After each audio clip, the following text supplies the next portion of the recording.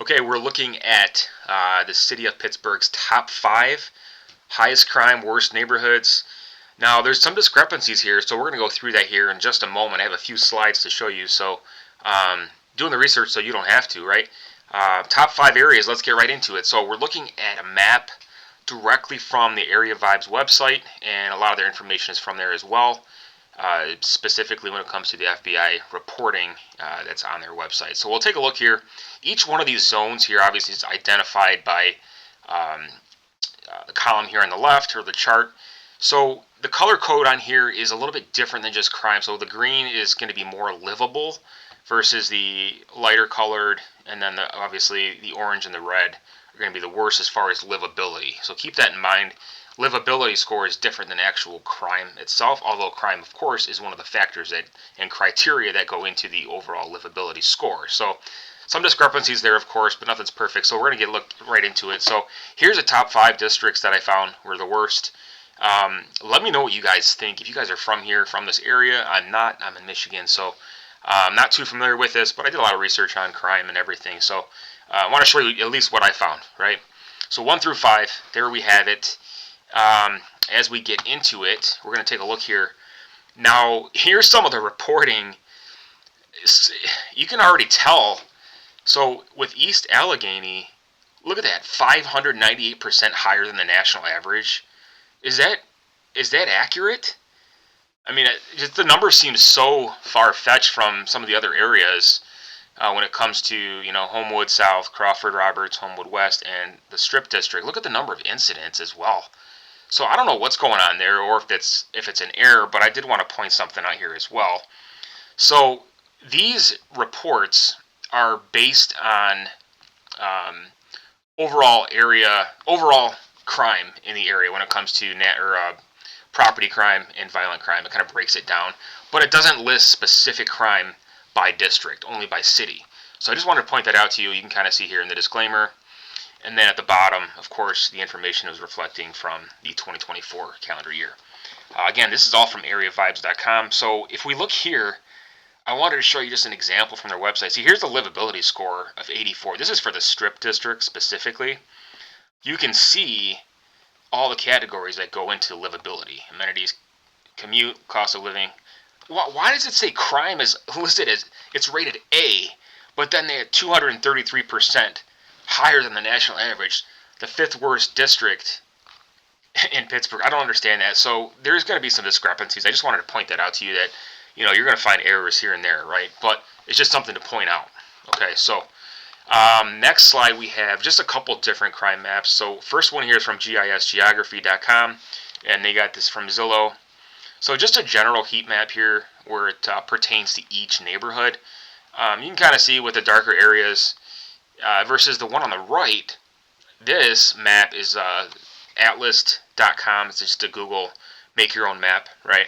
And I was taking a look at a lot of the Reddit articles and feeds and comments, and just completely random, but there's a lot to sort through. So I was just reading them all and trying to find what our users saying are some of the worst areas or areas to watch out for.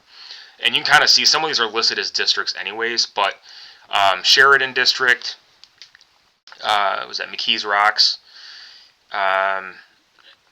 Federal Street is the top here. People are saying there's some activity going on there a lot. I don't know what it's like now, or when these comments were. A lot of the comments were within a couple years, I believe. Watch out for the homeless shelter on 2nd Avenue, Wood Street train station, Smithfield Street, Southside Flats. Again, there's a lot of issues there when it comes to recent crime. I'll show you that report here in a second as well. And Bedford dwelling. So those are the areas that were mentioned that may not be as specific as, or may not be as broad when it comes to just general district. More specific areas that they had mentioned. So let me know if you're from the area. If you have any other comments to add to this, I'd be curious to know, kind of what that is. But let's take a look at the next slide. So remember, I was saying how the livability score was how it's ranked on all this criteria. Well, here's another discrepancy. So this is East Allegheny, right? Almost 15,000 incidents, and it was listed as a D- in crime. But look at that, 598% above the average, and it's only a D-. So, but it still has a livability score of 74. So I don't know. That just doesn't make any sense to me. I mean, yeah. Well, hey, you got some amenities, you got a good commute and a cost of living. So who cares about the crime, right? I guess not. Or employment. Employment sucks too, right? But I just thought that was kind of odd. But here on the chart, of course, like I said before, this is East Allegheny District. It doesn't list each specific crime here. Just total crime incidents, violent and property crime. Simple as that. Moving on. So, last slide here, I wanted to bring this up from crimemapping.com. You can actually go to the City of Pittsburgh website or their police website and find this as well. But this is crimemapping.com. You can search, filter out your crimes here. So everything I have highlighted or just listed here on the left is going to be all the crimes that are listed on this map, of course.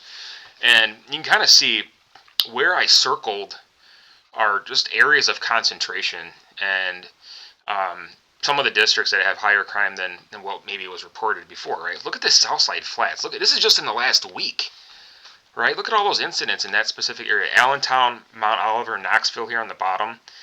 That didn't seem to have too much when it came to overall previous ratings or anything like that. But yeah, lots of stuff going on there. So I mean, of course, crime trends are going to shift, right? And this is the most recent. So just within a week period of time. I mean, who's to say, Southside Flats may not have anything in the next 5 days, 7 days, but who knows. And then up here in the top right, Homewood North, a lot of concentration going on there as well. Just north of the downtown, right northeast of the Ohio River, you see a lot going on in the Manchester district. And then listed at the top left, I don't think you can see it under this chart here, that's the Sheridan district. So there was a lot going on there, and that's pretty much what it comes down to with crime that's current and up to date. So hopefully you found this helpful. Maybe you're in the area and you're trying to find some different places to move to, or just to kind of see what areas might be safer than others. That's it for now. So let me know what city you want to see next. Thanks for watching. Please feel free to like and subscribe. We'll see you soon.